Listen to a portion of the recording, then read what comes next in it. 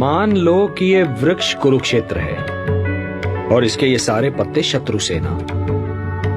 इन पर अपने बाणों का प्रयोग करके दिखाओ। जो आ गया गुरुदेव।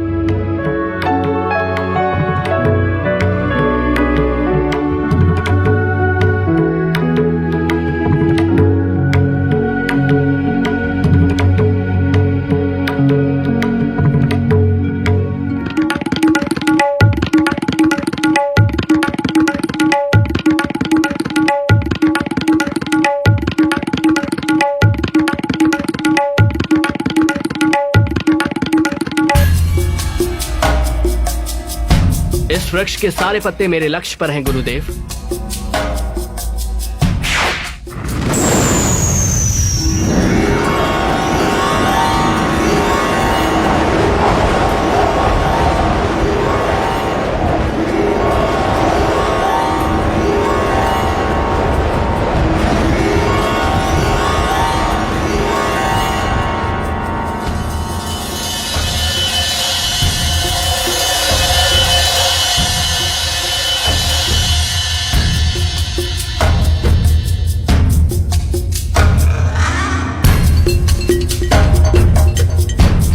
गुरुदेव, पहले बाण ने अपना कार्य पूरा कर दिया। पुत्र, तुम्हें विश्वास है कि सारे पत्तों पर चिन्ह लग गए हैं? हाँ गुरुदेव।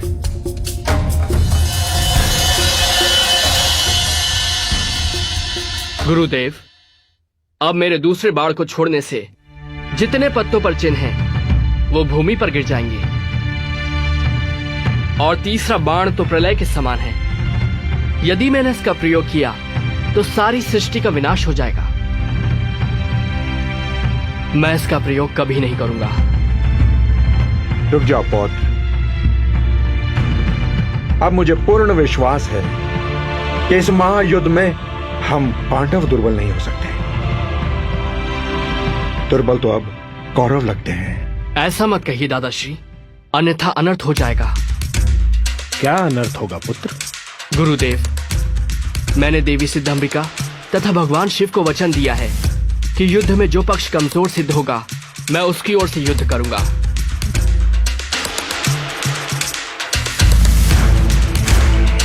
तो इसका अर्थ यह हुआ पौत्र कि बीच युद्ध में भी आप हमारे शत्रु का पक्ष ले सकते हो? हाँ दादाश्री, यदि युद्ध में कौरव पक्ष कमजोर सिद्ध हुआ तो देवी को दिए वचन के अनुसार मुझे उनकी ओर से ही युद्ध करना पड़ेगा। चलो पौत्र, विश्राम कर लो। क्षमा करें गुरुदेव, मैंने निर्णय लिया है कि युद्ध क्षेत्र से बाहर रहकर ही युद्ध देखूंगा।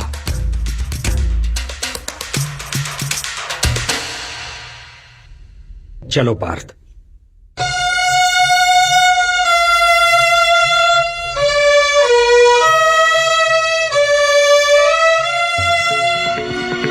हे केशव, हे जनार्दन, इस युद्ध में तो हमारी विजय निश्चित है। निस्संदेह, किंतु जो मैं अभी सुनकर आ रहा हूं उसका अर्थ यह है कि पहले हमें पराजय की सीमा तक पहुंचना होगा।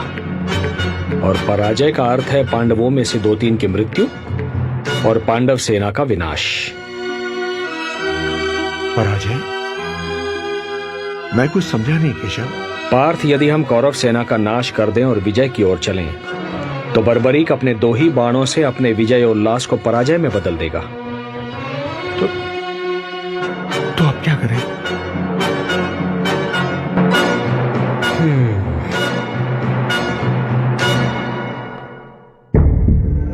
तुम ही बताओ मित्र, क्या सचमुच बर्बरीक के बाण चमत्कारी होंगे? अवश्य मित्र। यदि वो बाण महादेव ने स्वयं बर्बरीक को दिए हैं तो निश्चित ही वो चमत्कारी होंगे।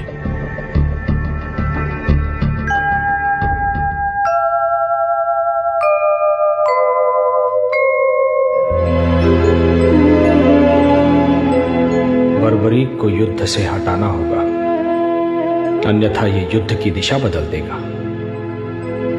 ये धर्म युद्ध है। धर्म को बचाने हेतु अब यही एक विकल्प शेष है।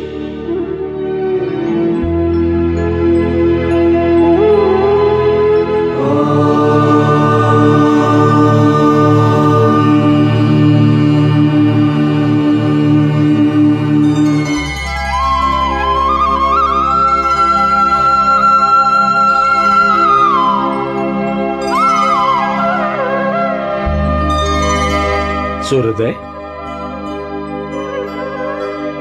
प्रणाम गुरुदेव। प्रणाम दादाश्री। आयुष्मान भव।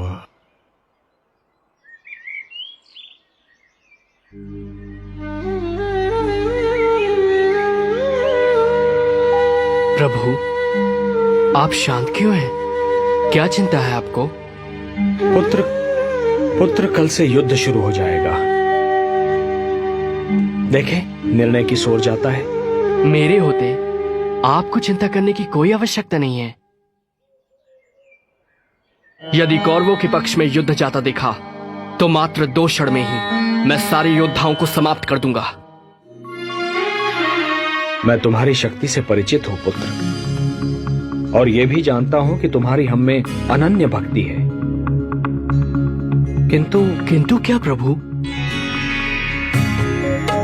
पुत्र, आज शुक्ल फाल्गुन द्वादशी है। आज की महिमा दुगनी हो जाती है। किंतु मुझे बताइए प्रभु, मैं आपके दिए हर आदेश का पालन करूंगा। वत्स सूर्योदय, युद्ध से पूर्व चंडी एक बलि चाहती है, और बलि उसी की चढ़ाई जाएगी जो अतुलित बलशाली होगा। इसमें चिंता किस बात की है प्रभु? चिंता इस बात की है वत्स कि इस पृथ्वी पर 3 ही ऐसे वीर हैं जिनकी बलि स्वीकार होगी। मैं, तुम या अर्जुन। नारायण नारायण। केशव,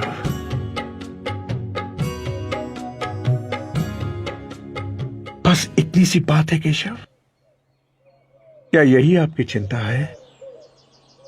तो है जनार्दन, इस बलि के लिए मैं अपने आप को प्रस्तुत करता हूं केशव, अपने आप को। तुम ये नहीं कर सकते पार्थ, ये धर्म युद्ध है। यदि एक भी पांडव कम हो जाएगा तो ये युद्ध धर्म युद्ध नहीं कहलाएगा। बस एक ही मार्ग शेष है। मैं स्वयं ही अपना बलिदान दे देता हूं। वैसे भी युद्ध ना करने की प्रतिज्ञा ली है मैंने। एक सारथी ही तो हूं तुम्हारा। नहीं केशव, नहीं। प्रभु, आप मेरे गुरु हैं, श्रेष्ठ हैं, सभी तरह से ज्येष्ठ हैं मेरे। ये अधिकार सिर्फ मेरा है, मेरा। मुझे आज्ञा दीजिए प्रभु। आपके चरणों की सौगंध खाकर कहता हूं, आपके उद्देश्य को पूरा करने के लिए मैं अपने शीश की बलि देता हूं।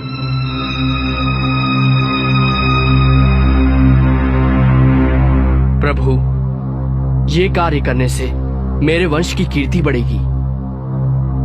ये सौभाग्य मैं अपने हाथों से नहीं जाने दूंगा प्रभु।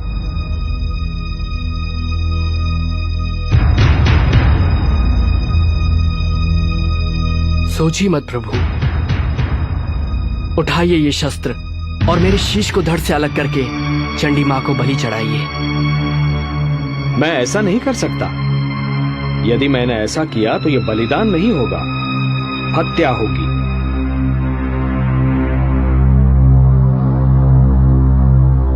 जब मैं स्वेच्छा से ये शीश आपको सौंप रहा हूं तो ये हत्या नहीं कहलाएगी। धर्म यह कहता है वत्स कि बलिदानी स्वयं दान दे। यदि मैं ऐसा करता हूं तो वो हत्या ही कहलाएगी।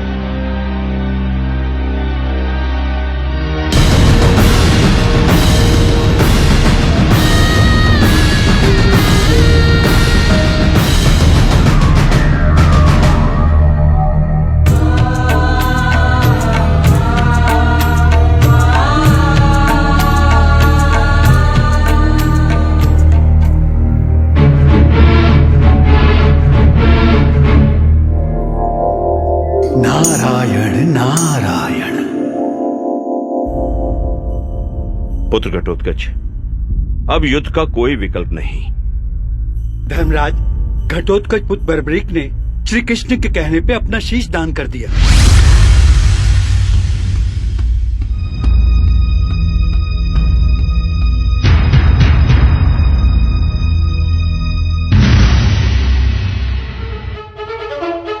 उन वाणों की सत्यता की परीक्षा तो स्वयं वासुदेव ने ली है। इसमें तनिक भी संदेह नहीं कि वे वाण क्षण में पूरे युद्ध को समाप्त कर सकते हैं। अर्थात इसका तात्पर्य ये हुआ और हम बिना युद्ध किए ही हार जाएंगे। अरे भांजे, तुम सदैव विपरीत ही क्यों सोचते हो? क्यों मामा श्री? दुशासन सत्य ही तो कह रहा है। अरे भांजे, अभी अभी ज्ञात हुआ है कि भीम के पौत्र बर्बरीक ने कृष्ण के कहने पर अपना शीश दान कर दिया है।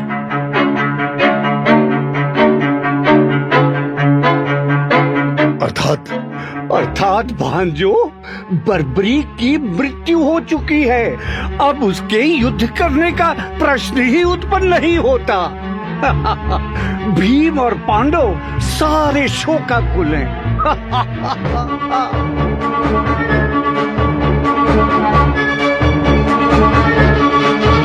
अवश्य इसमें भी कृष्ण का कोई उद्देश्य होगा।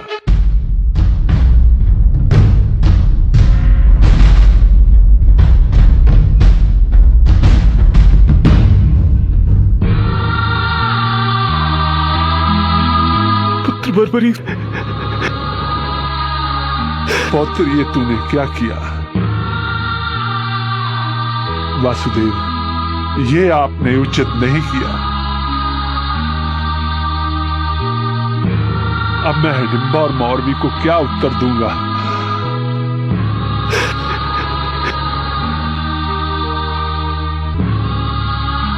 हे ईश्वर, ये तेरी कैसी लीला है? कौन सा पाप किया था मैंने? इससे तो अच्छा होता पुत्र बर्बरीक से पहले मुझे ही मृत्यु आ जाती। कम से कम ये दुख तो नहीं सहना पड़ता। ये आपने क्या किया वासुदेव? और इसके पीछे आपका क्या उद्देश्य है? बोलिए ना केशव।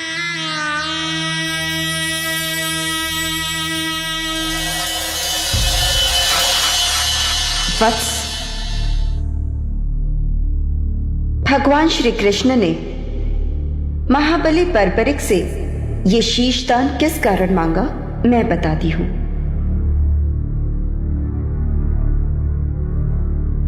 ब्रह्मदेव द्वारा घमंड करने पर इन्हें यह श्राप दिया गया कि अगले जन्म में जब पृथ्वी पर धर्म की रक्षा के लिए युद्ध होगा, तब श्री कृष्ण के द्वारा इन्हें मोक्ष प्राप्त होगा और वे ही इनकी मृत्यु का कारण बनेंगे। इसलिए इसमें श्री कृष्ण का कोई दोष नहीं। आपको श्री कृष्ण पर कोई दोष नहीं लगाना चाहिए।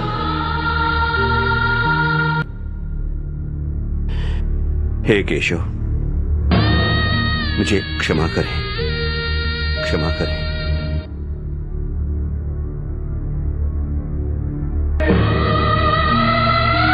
हे देवी, ये एक भक्त का शीश है। इसे अमृत से सींचो और अजरामर बना दो।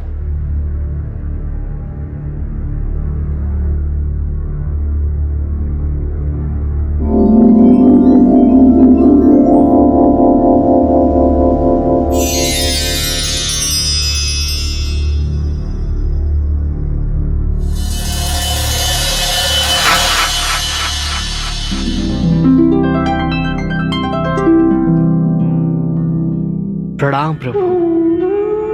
कीर्तिमान भव।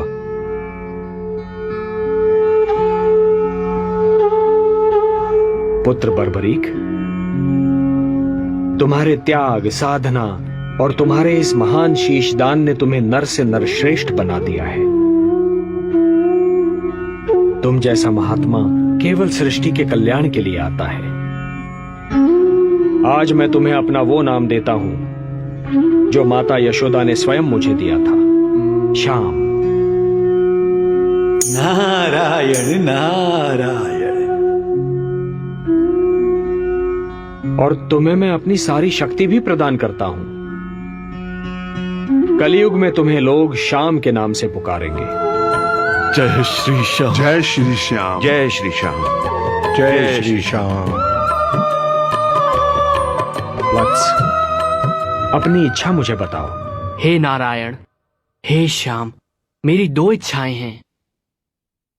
प्रथम इच्छा, मेरी देह को आपके हाथ से अग्नि मिले, और मेरी दूसरी इच्छा, मैं महाभारत का युद्ध देखने आया था, मैं वो देखना चाहता हूं। तुम्हारी दोनों इच्छाएं पूर्ण होंगी वत्स। तुम्हारे इस शीश का कभी अंत नहीं होगा।